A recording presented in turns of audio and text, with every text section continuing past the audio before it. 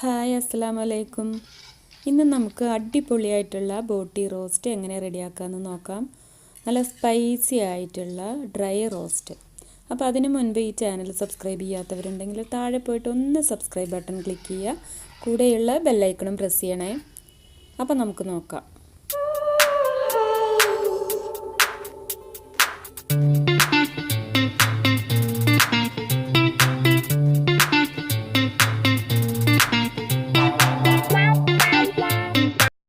ഒന്നര കിലോ ബോട്ടി കൊണ്ടാണ് ഞാൻ ഈ റോസ്റ്റ് ഉണ്ടാക്കുന്നത്.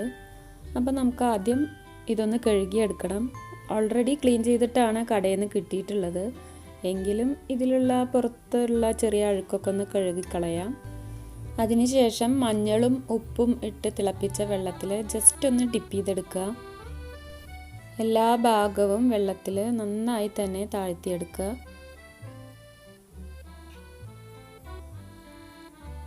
അതിനുശേഷം നമുക്ക് ഒന്നുകൂടെ ഇത് തിളപ്പിച്ചെടുക്കണം.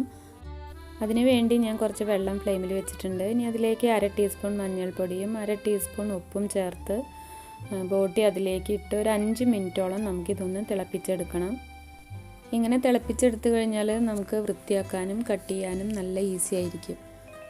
അപ്പോൾ വലിയ പീസായതുകൊണ്ട് ഇതിനെ ചെറിയ പീസാക്കിയിട്ട് ഇതിൻ്റെ മീതെയുള്ള ഇത് കടയിൽ നിന്ന് നല്ല വൃത്തിയാക്കിയിട്ട് തന്നെയാണ് കേട്ടോ കൊണ്ടുവന്നിട്ടുള്ളത്. എന്നാലും ഇതുപോലെ ജസ്റ്റ് ഒന്ന് നമുക്ക് ചുരണ്ടി കളയാം.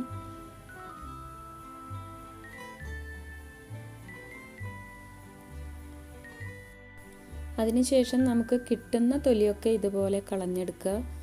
എല്ലാതിൻ്റെയും ഒന്നും കിട്ടില്ല കേട്ടോ, പക്ഷെ കിട്ടുന്നതൊക്കെ നമുക്ക് കളയാം. കുറച്ച് ടൈം എടുക്കണ പണിയാണ്, എന്നാലും നമുക്ക് തൃപ്തിയോടുകൂടെ കഴിക്കാം. അപ്പോൾ കുറച്ച് മെനക്കെട്ടാലും നമുക്ക് നല്ലപോലെ വൃത്തിയാക്കിയെടുക്കാം. എന്നിട്ട് ഇതുപോലെ ചെറിയ ചെറിയ പീസാക്കി കട്ട് ചെയ്തെടുക്കണം. വളരെ ചെറിയ പീസാക്കിയിട്ട് തന്നെ കട്ട് ചെയ്യണം കേട്ടോ, എന്നാലുള്ളൂ നമുക്ക് ഡ്രൈ റോസ്റ്റിൽ നല്ല ടേസ്റ്റായി കിട്ടുള്ളൂ. അപ്പോൾ ഇതുപോലെ എല്ലാതും ഒന്ന് കട്ട് ചെയ്തെടുക്കട്ടെ.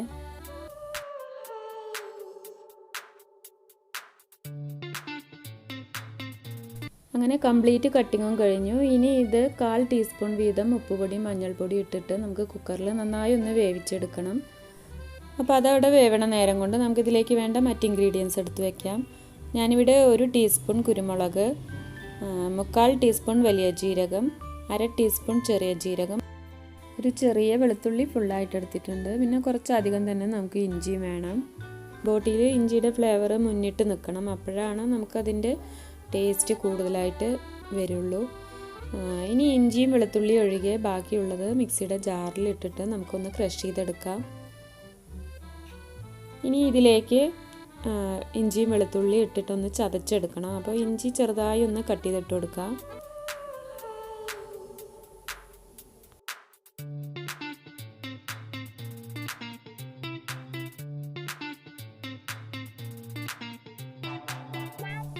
അപ്പോൾ ഇതിവിടെ റെഡി ആയിട്ടുണ്ട്. നമുക്കൊരു സൈഡിലേക്ക് മാറ്റി വയ്ക്കാം. അടുത്തത് നമുക്കിതിലേക്ക് വേണ്ട മസാലപ്പൊടികൾ എടുക്കാം. ഞാനിവിടെ 1/2 ടീസ്പൂൺ മഞ്ഞൾപ്പൊടി, 1 ടീസ്പൂൺ മല്ലിപ്പൊടി, പിന്നെ ഇതിലേക്ക് 3/4 ടീസ്പൂൺ മുളക് പൊടി. മുളക് പൊടി നമ്മൾ ഏറ്റവും ലാസ്റ്റാണ് ചേർക്കുന്നത്. കൂടുതൽ എരിവ് വേണമെന്നുണ്ടെങ്കിൽ പെപ്പർ പൗഡറാണ് ഇതിന് ഏറ്റവും നല്ലത്. അപ്പോൾ നമ്മുടെ എരിവിനനുസരിച്ച് പെപ്പർ പൗഡർ കൂട്ടി കൊടുക്കുക. ഇനി ഒരു ചീനച്ചട്ടി ഞാനിവിടെ ചൂടാക്കിയിട്ടുണ്ട്. അതിലേക്ക് 3 ടേബിൾ സ്പൂൺ വെളിച്ചെണ്ണയാണ് ഒഴിച്ചു കൊടുത്തിട്ടുള്ളത്.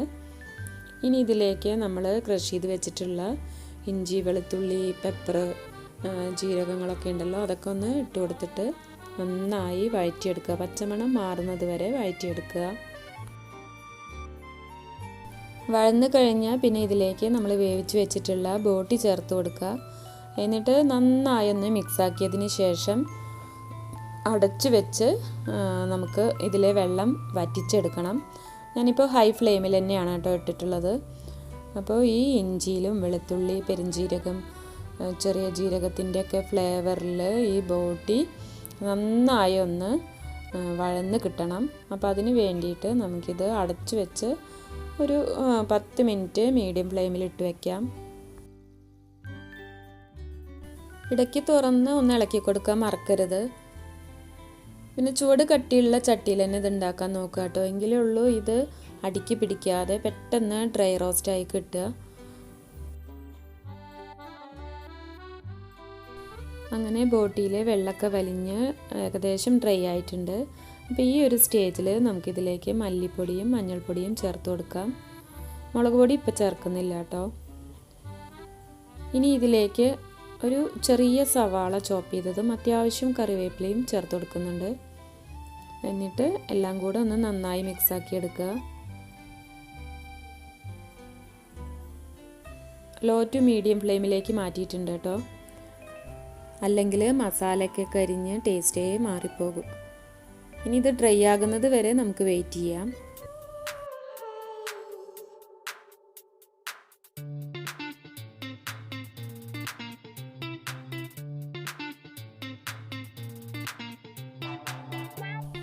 ഇടയ്ക്ക് ആവശ്യത്തിനുള്ള ഉപ്പും എരിവൊക്കെ ഉണ്ടോ എന്ന് നോക്കുക. ഇല്ലെങ്കിൽ നമുക്ക് ഈ സമയത്ത് ചേർത്ത് കൊടുക്കാം കേട്ടോ. ഇതിൽ കുറച്ച് ഉപ്പ് കുറവുണ്ട്, അപ്പോൾ ഞാൻ ലേശം ചേർത്ത് കൊടുക്കുന്നുണ്ട്. അതുപോലെ പെപ്പർ പൗഡർ വേണമെങ്കിൽ നമുക്ക് എത്ര വേണമെങ്കിലും ചേർത്ത് കൊടുക്കാം. കൂടുതൽ സ്പൈസി ആയിരിക്കുമ്പോഴാണ് കേട്ടോ കൂടുതൽ ടേസ്റ്റ്. ഞാനിവിടെ ഷായുവിന് വല്ലാതെ എരിവ് ഇഷ്ടമില്ലാത്തതുകൊണ്ട് ചേർക്കുന്നില്ല. അത്യാവശ്യം എരിവുണ്ട്. വേണ്ടവർക്ക് കൂടുതലായിട്ട് പെപ്പർ പൗഡർ ചേർക്കാം. ഇപ്പോൾ അത് നന്നായി ഡ്രൈ ആയി വന്നിട്ടുണ്ട്. ഇനി നമുക്കിതിലേക്ക് മുളക് പൊടി ചേർത്ത് കൊടുക്കാം. ഇങ്ങനെ ലാസ്റ്റ് മുളക് പൊടി ചേർക്കുമ്പോൾ ബോട്ടിക്ക് നല്ലൊരു കളറും കിട്ടും. മുളക് പൊടി കരിയാതെ നല്ല ഫ്ലേവറിലായിരിക്കും ചെയ്യും. അപ്പോൾ ഇതൊന്ന് നന്നായി മിക്സാക്കി എടുക്കുക. ഇത് കാണുമ്പോൾ തന്നെ വായയിൽ കപ്പലോടിക്കാനുള്ള വെള്ളം ഉണ്ട് എന്നുള്ള കാര്യം 100% ഉറപ്പാണ്. അപ്പോൾ അതുപോലെ തന്നെയാണ് കേട്ടോ, നല്ല ടേസ്റ്റാണ്. ഇനി ഇതിലേക്ക് ലാസ്റ്റായിട്ട് നമ്മൾ അല്പം മല്ലിയില അരിഞ്ഞതും കറിവേപ്പിലയും ചേർത്ത് മിക്സാക്കി എടുക്കുക. അപ്പോൾ ഇതാണ് കേട്ടോ സ്പൈസി ആയിട്ടുള്ള സ്പെഷ്യൽ പെപ്പർ ബോട്ടി റോസ്റ്റ്. എല്ലാവരും ഉണ്ടാക്കി നോക്കണം. ഇഷ്ടപ്പെട്ടാൽ നിങ്ങൾ നിങ്ങളുടെ ഫ്രണ്ട്സിനും റിലേറ്റീവ്സിനും എല്ലാവർക്കും ഇപ്പം തന്നെ താഴെയുള്ള ഷെയർ ബട്ടൺ ക്ലിക്ക് ചെയ്തിട്ട് ഷെയർ ചെയ്ത് കൊടുക്കുക. പിന്നെ താഴെയുള്ള കമൻറ്റ് ബോക്സിൽ നിങ്ങളുടെ ഫീഡ്ബാക്ക് എന്ത് തന്നെ ആയാലും എഴുതാൻ മടിക്കരുത്. അതുപോലെ സബ്സ്ക്രൈബ് ചെയ്യാനും മറക്കരുത്. പിന്നൊരു കാര്യം, ഇതുവരെ തന്ന എല്ലാ സപ്പോർട്ടിനും നിങ്ങൾക്ക് എല്ലാവർക്കും ഞാൻ താങ്ക് യു പറയുകയാണ്. തുടർന്നും നിങ്ങളുടെ സപ്പോർട്ട് പ്രതീക്ഷിക്കുന്നു. അപ്പോൾ എല്ലാവരുടെയും നന്മയ്ക്കായി പ്രാർത്ഥിച്ച് ബൈ.